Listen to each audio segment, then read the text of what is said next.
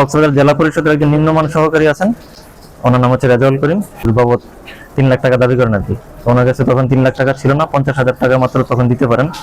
তো এটা উনি টাকাটা দেওয়ার আগে আমাদের কাছে অভিযোগটা জানাইছেন আমরা কোনো ব্যবস্থা নিতে পারবো কিনা। আমরা আইনগত প্রসিডিউর ব্যবস্থা নিতে পারি। যে কারণে আমরা যখন উনি যে সময় ঘুষটা দিবেন 27 তারিখে প্রায় 2টার দিকে ঘুষটা দেওয়ার কথা রেজাউল করিমের কাছে, তো ওনার কক্ষে গিয়ে ঘুষ দিবেন এটা আমাদেরকে জানান। তো আমরা এটা হাতে নাতে ধরার জন্য ওই ঘটনাস্থলে যাই, লক্ষ্য করি যে এখানে ঘুষ লেনদেন হচ্ছে। কিন্তু যতক্ষণে আমরা তাকে ধরতে যাই ততক্ষণে 1 নং আসামি হচ্ছেন যে রেজাউল করিম, তিনি বের হয়ে চলে যান আর কি। তো 2 নং আসামি যিনি ছিলেন তার কাছে তিনি যখন টাকাটা যখন গুনতেছিলেন তখন হচ্ছে আমরা টাকা গুনে বের হয়ে যাওয়ার সময় হাতে নাতে আমরা তাকে ধরি আর কি। সরজমিনে গিয়ে এখন বর্তমান যিনি আসামি হাজতে আছেন আমরা তার কাছ থেকে টাকা সহ তাকে গ্রেফতার করে এখন হচ্ছে যাকে আমরা গ্রেফতার করতে পেরেছি উনি হচ্ছেন 2 নং আসামি। 1 নং আসামি হচ্ছে পলাতক আছেন। তো পরবর্তীতে আমরা তাকে ঘটনার পরবর্তী সময় পুনরায় খোঁজ করি, খুঁজে জানতে পারি যে তিনি বাসায়ও নাই, এলাকা থেকে পলাতক আছেন। যে কারণে আমরা তাকে দ্বিতীয়বার চেষ্টা গ্রেফতার করতে পারি নাই। আমাদের গ্রেফতার চেষ্টা অব্যাহত থাকবে আর কি। 1 নং আসামি যে রেজাউল করিম আছেন তাকে আমরা অবশ্যই গ্রেফতার করব।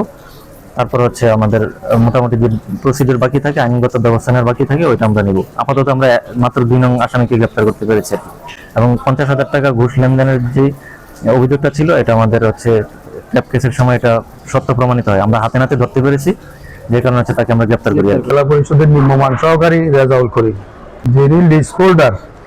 জেলা পরিষদের 6টি দোকান কয়ার বিলের লিজ গ্রহীতা আজিজুল হক, ওনার 6টা দোকানের বিপরীতে 3 লক্ষ টাকা ওনার থেকে ঘুষ চাইছে।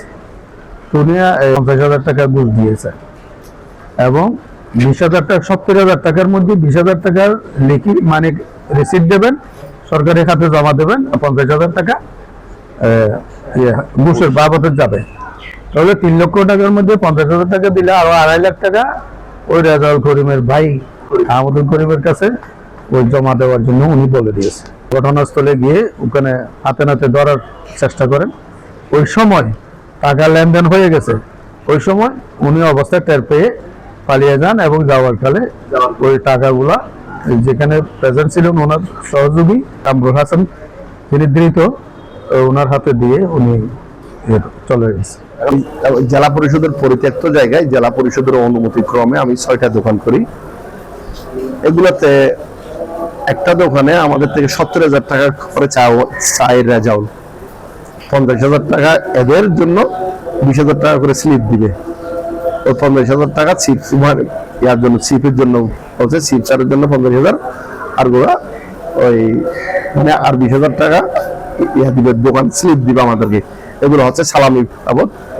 এটা এখন টাকাগুলো আসলে পরিমাণ অনেক বেশি, এখানে দোকানের তারা কম, এই জন্য আমি টাকাটা দিতে একটু অপারগতা প্রকাশ করি।